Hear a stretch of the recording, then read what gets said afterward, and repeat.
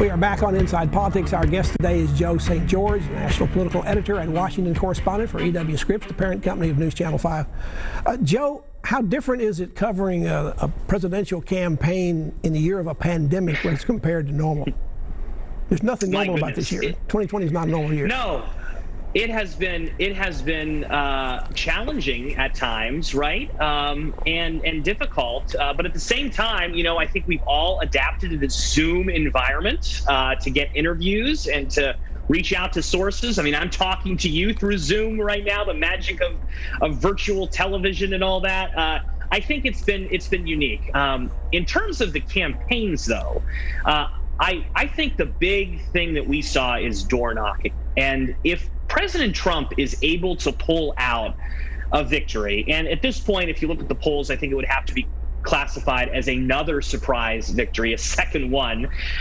If President Trump's able to do it, there will be a lot of Republicans in places like Tennessee, places here in Washington, D.C., that will point to the president's ground game. The Democrats, throughout the spring, the summer, even into the final stretch of the campaign, said to their volunteers, "We do not want you knocking on doors." Meanwhile, President Trump was knocking on around 1 million doors a week, his campaign. And, there is a lot of debate about the benefit of door knocking, but I'll tell you what, you talk to campaign managers and they say in close races, when it's razor thin margins, door knocking is a way to get another person or maybe that undecided voter out to make sure that they turn in their ballot. So if President Trump is able to pull out a surprise victory, it may come down to this pandemic and the fact that Democrats weren't knocking on doors. The president got the virus during the middle of the campaign, had to spend about a week, 10 days off the campaign trail. When he's gone back out, he's back to doing his old rallies. Big crowds, no social distancing, no masks.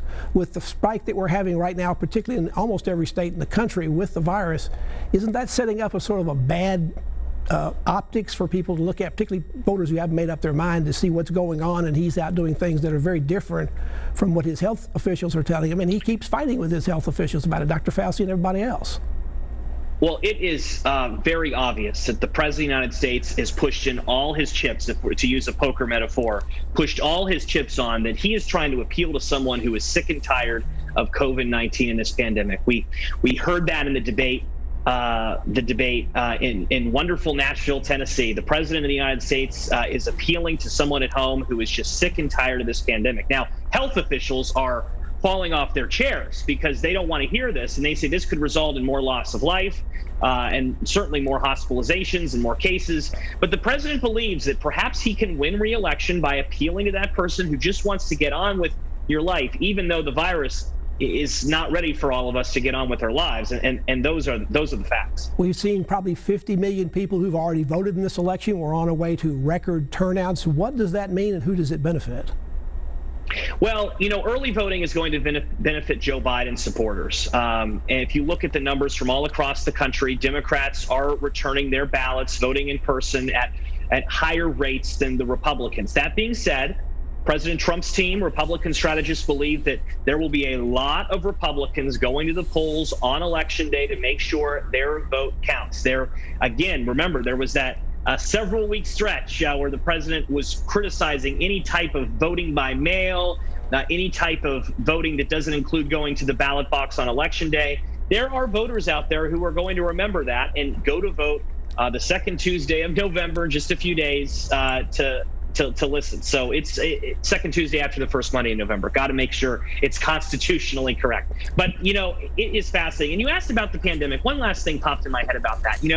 Perhaps it benefited Joe Biden in the sense that we're not talking about how large his rallies are, right? I mean, President Trump was likely going to still fill arenas, stadiums. I mean, his supporters are still coming. But, there's a big question about an energize gap or a energy gap between Joe Biden and Democrats. And we aren't talking about Joe Biden rallies, Joe Biden speeches, attendance at Joe Biden rally speeches because of this pandemic and because Democrats say it would be irresponsible to hold anything remotely close to a real campaign rally. The absentee ballots come in a little bit later, counted a little bit later. Are we going to see a different thing on election night and what we'll see later on? And will we know anybody who's won this race election night or even the day after, or is it going to be the week or the month after before we know in November who's the next president?